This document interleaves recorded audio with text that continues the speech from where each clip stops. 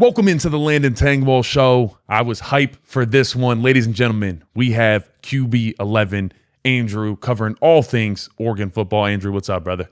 What's going on, man? I'm excited for this one. This should be awesome. We got the Oregon film expert, two guys that just love some all-22 tape. Andrew, let's talk some Penn State, Oregon.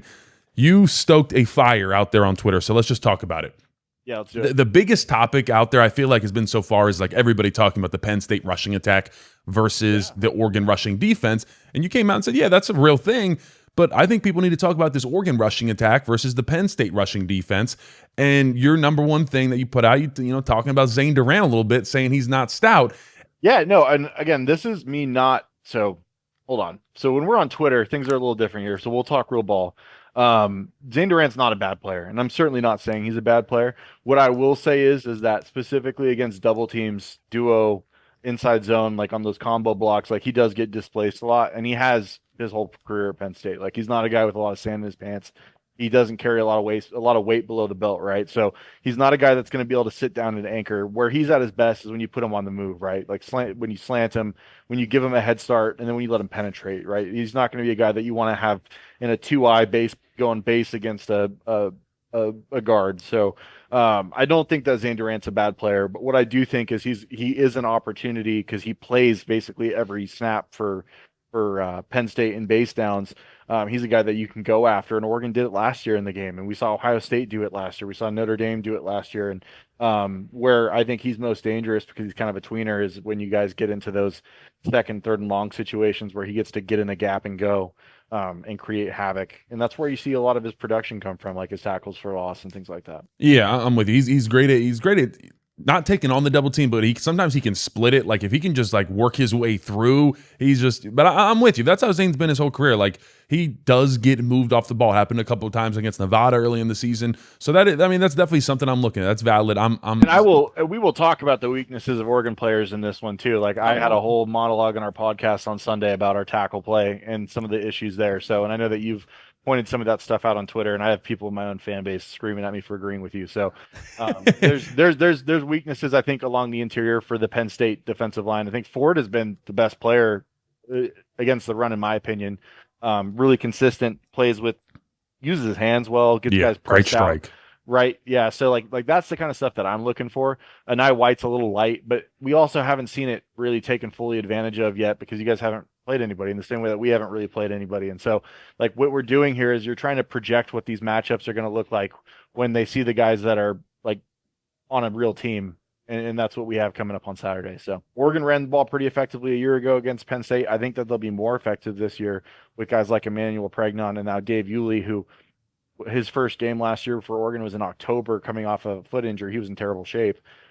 He had a full off season, looks really good at right guard. So I think that there's going to be some added physicality, which is going to mean that those linebackers for the interior for Penn State are going to have to play off blocks, in my opinion. Dave, correct me on it. So Dave Yulee, is that how you pronounce it? Yeah. Listen, I got to fire back a little bit. I think Yulee gets dented a little too much, especially against Northwestern. If you put two hands into that boy's chest, sometimes I've seen him go backwards a couple times. Agreed. So Agreed. If I had to pick a weak link in the run game, I do think it would be Yulee at right guard, though. If you had to choose the weak one link on the offensive line. I mean, he's a big guy and he plays with great motor. Yeah. But he doesn't express power through his hips particularly well, right? It's all momentum, right? Like if he runs into you and then that's what it is. Like he's not going to dig somebody out. But the thing is, I think that Oregon's going to be able to combo. Poncho at center is healthy and playing a lot better this year. And you're right, he can be dented for sure. So we'll see how that matchup works out. But he was pretty effective last year in the game against Penn State, 74 at right guard. And I think that Oregon is massively better and upgraded at right tackle from a run blocking standpoint. I mean, partially because the guy that's playing right tackle will be a guard in the NFL.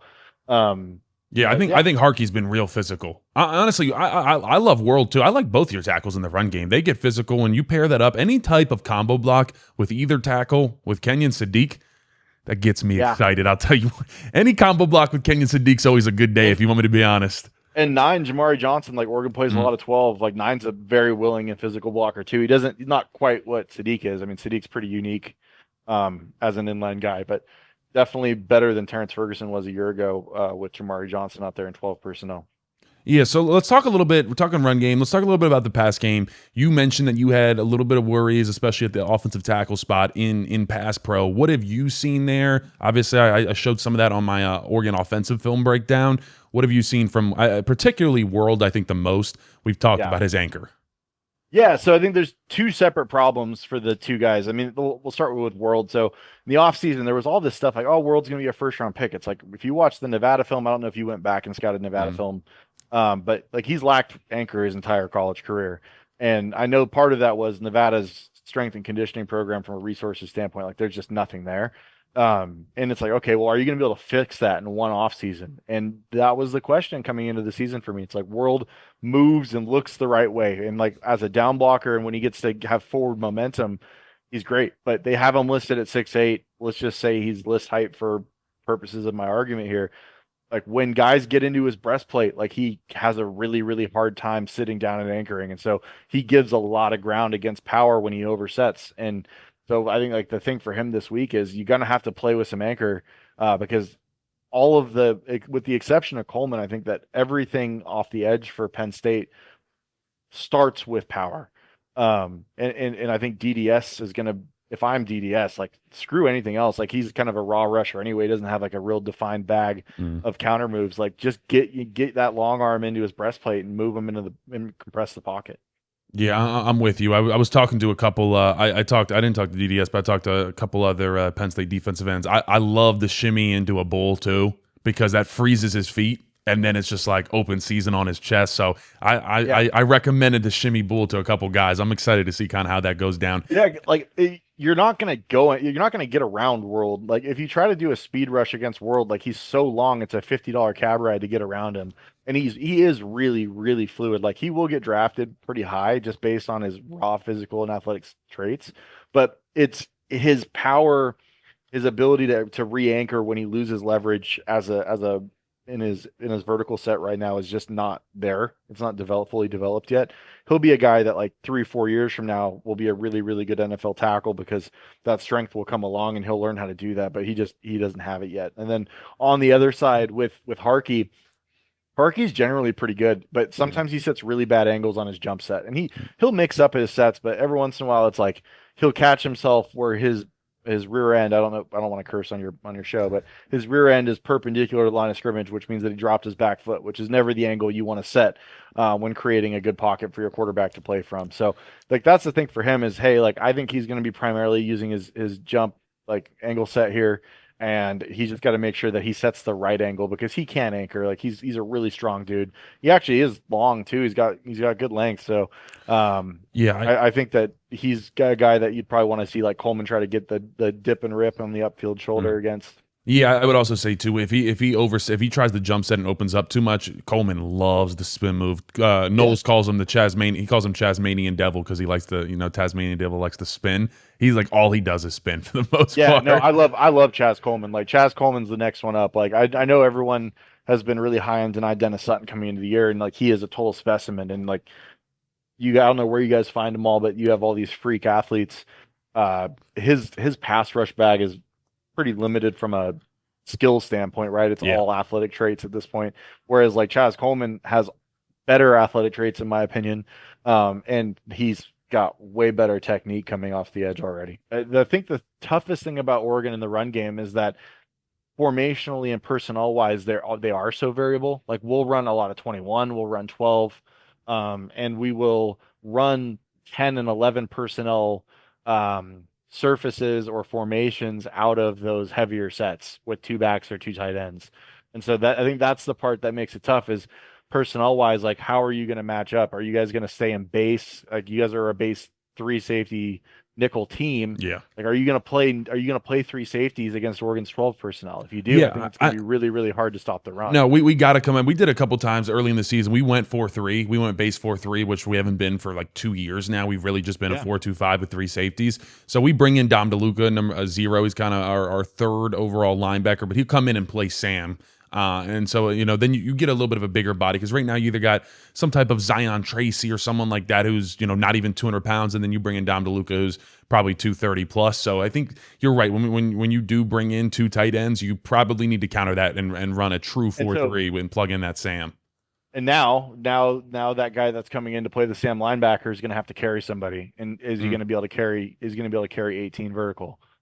And that's the hard part about defending Oregon right now is when you have a piece like Sadiq, who's as unique and athletic as he is. I mean, he's a 22-mile-an-hour guy at Mm. 245 pounds and one of the most dominant run blockers at tight end nationally. Oh, And so I'll it's give him the gonna, title for the dominant. yeah, No, I'll tell you. Look, Dad Mug, he holds though. He likes stuff. He wants to try to finish off blocks when they don't need to be finished off, and yes, I know. he'll just try to hold someone. I'm like, yo, I don't think he's gotten called for it yet.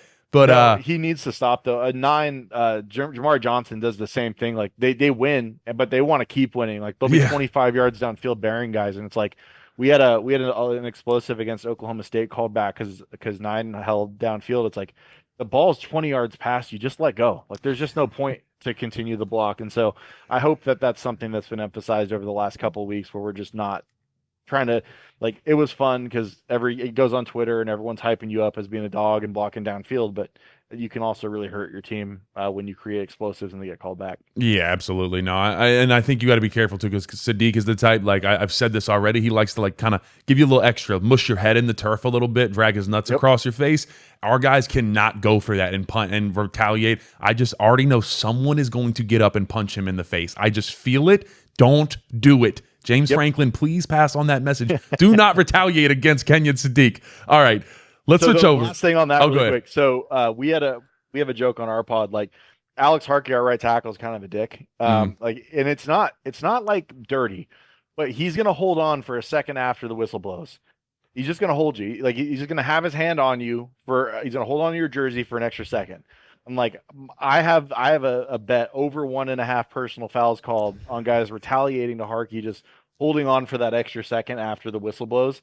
And so I hope it's not Penn State this week. I want a clean football game, but it's something to watch out for because he just loves that little bit of extra at the end. And it's not like dirty or trash talking. He's not taking shots at anybody, but he just doesn't let go of the jersey. Dude, that's what I want to see. I was talking to someone around the Joe Moore Award, and I was talking to them about. I'm like, yo, I love how Oregon's offensive line plays and their blockers as a whole. Like that's kind of what Penn State is missing. Let's switch over to the Penn State offense. Do you feel like having watched them so far this season, and you saw them last year, like it feels like there's like a lack of intensity and also a lack of attention to detail. I'm sure you've seen us leave just like four eyes in the hole or leave unblocked play side linebackers. But that, it got a little bit better against Villanova to be expected. But that's the frustrating part for me when I watch Oregon. It's like dudes want to bury the defender. They want to take them from point A to point B against their will. And like I have not fully seen that from this Penn State offensive line so far. What would you say? Penn State's offensive line seems to be playing to stay healthy. Like they're not straining to finish, right? And that's what Oregon's offensive line is doing in games early in the season. And so like I don't know. I think that might be something that they can just turn on this week. Like I Oh, think like all right, hey, it's a big game, like let's get after it. But yeah, I've noticed that. I've also noticed like sloppy fit at the second level, like guys just like kind of putting their body in position but not actually fitting. Nolan Rucci's the one that I think has been worse at that so far on the offensive line, just in terms of second level fits. wait, Yeah, I don't. I gotta get your take on Nick Singleton so far as an outside viewer. Yeah, I don't. I'm not seeing anything that's like he's just not. He's not running as hard as Katron is. I think that Mm. part is abundantly clear. I don't think he's as good of a runner as Katron Allen is either. Like, I don't think he has the instincts. He's not the pick and slide runner that Allen is. Like, Allen will take something backside. Like, I think he has the hardest part. Like, for me, when you watch running backs, like everyone wants to look and say, oh, who's physically the best? Like Nick Singleton's physical skill set is awesome, like insane top end speed, but the guys that create explosive runs aren't usually the fastest guys. They're the guys that find their way to space, and they find their way to space because they've got the anticipation of how to set blocks up 3 to 4 steps in advance, and then they're basically working 2 blocks ahead of the gap that's going to be like the initial gap, right? Yeah, yeah. Allen And he presses that aiming point and yep, sucks yeah, in the exactly. defense and then makes that one cut. Exactly. Yes, But he's not even thinking about the gap that he's hitting. Like he already knows that. Mm. He's thinking about the second and third cut as he's making the first. And that's something that some guys just don't have. It's kind of like the difference between like I liken it to when somebody doesn't work out a corner, everyone's like, well, they just must be a safety. It's like, no, like safety, you have to like the instinctive load that is required at safety is so much higher. It's not just reactive athleticism. And so I think that like the reactive athleticism piece for Singleton's there, it's the instincts part that is not, right? And so I think that's why you see a guy get like I think his yards per carry is almost double right now and with Allen. Yeah, he is. I think Allen's at like 8 and Singleton's around 4. But yeah, no, he just hasn't been seeing it well. Hasn't been trusting the holes that are open because that's always been the case. Katron's always been a better runner than Nick. Has always seen it better. Has always set up his blocks. I blocked for both of them. Nick was just I'm going to hit the hole full speed, put my head down, and like he's actually been like the bulldozer. People just think because like Katron was kind of heavier. That was like the idea that like Katron was the bulldozer and that like Nick was just like the fast guy that can make people miss. It was really never that. It was just Nick would hit a hole and like you said, has way better top end speed. And so he'd have the 70-yard runs.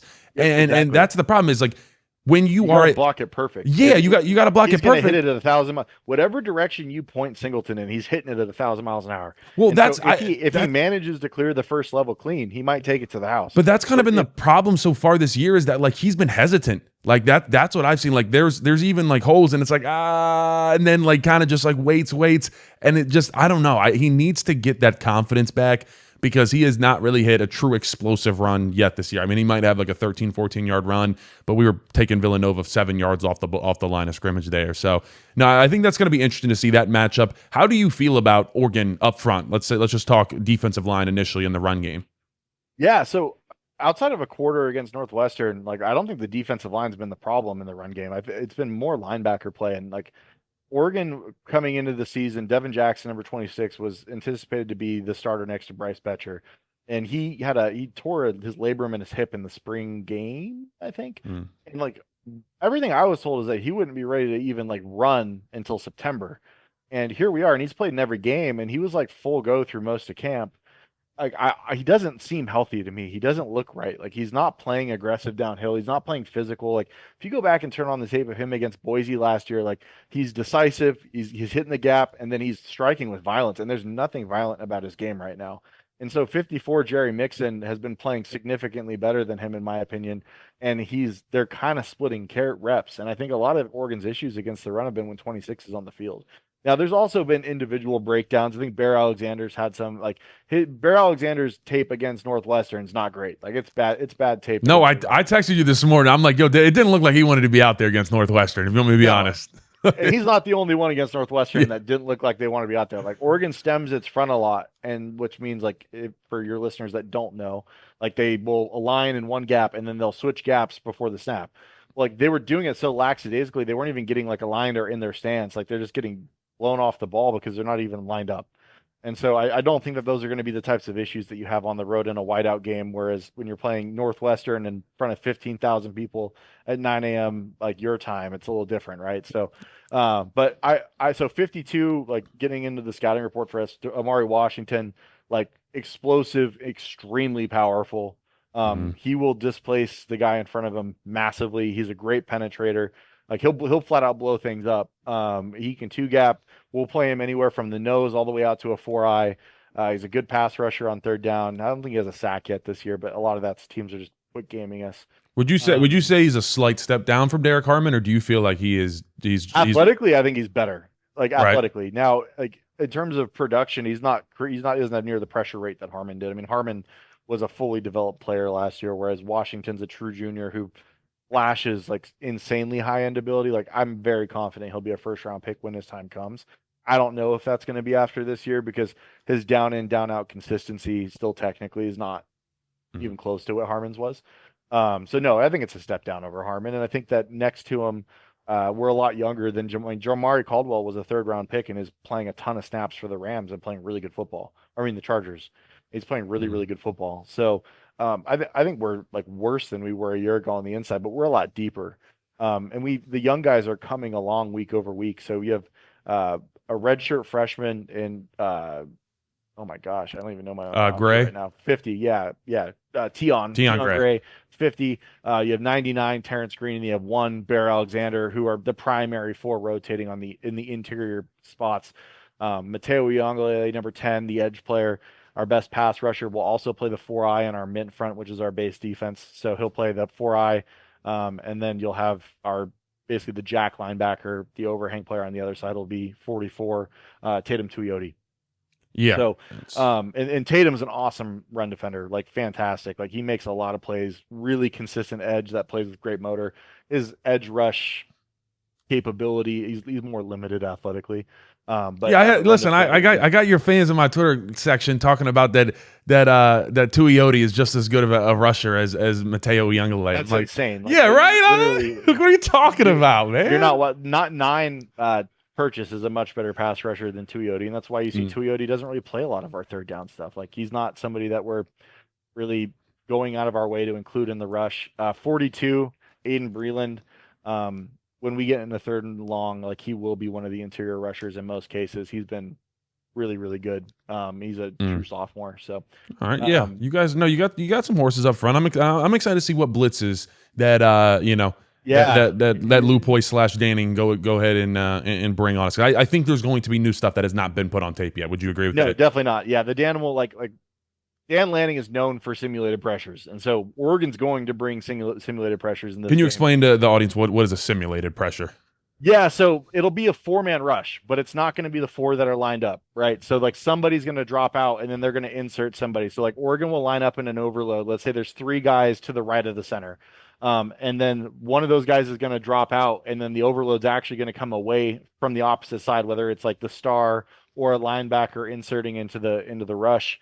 The star is our nickel player. They call that a sting when they bring the star. And what happens is that you're pre-snap. You guys are fanning the offensive line to the overload, right? Because you have 3 over 3. You're going to need to bring, and maybe we'll have an outside linebacker lined up, so it's 4 over 3.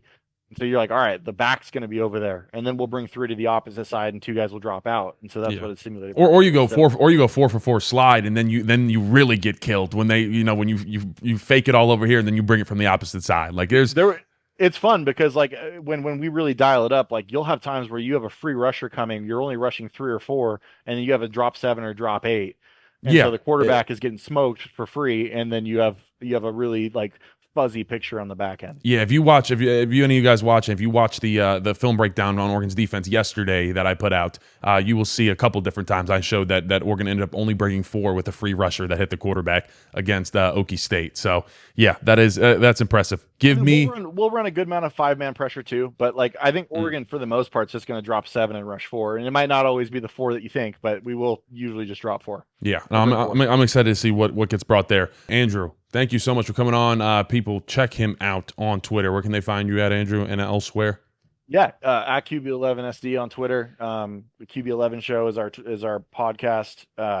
We cover Oregon. We don't do as awesome of breakdowns as you guys do. We don't have all the great video content, but I feel like we're massive Duck fans, so we're a little biased. We always try to acknowledge our biases, but I think we do a pretty good job of talking the X's and O's and the players in ways that a lot of teams don't have that kind of coverage like you do. So dude, I appreciate you. You know ball than anybody, better than anybody else I've ever come across in this media world, if you want me to be honest. So it's been awesome to talk to you. I think we're gonna continue to talk. I'll probably have you on more often, and I'm definitely gonna continue to even learn ball from you, man, because you got it down pat. So I really appreciate you coming on. Thank you everybody for tuning in. We will have Kenyon Sadiq film breakdown out tomorrow. It's going to be a good one. Excited. It's hilarious how good this guy is. Appreciate you guys tuning in, though. Like, comment, subscribe. Peace.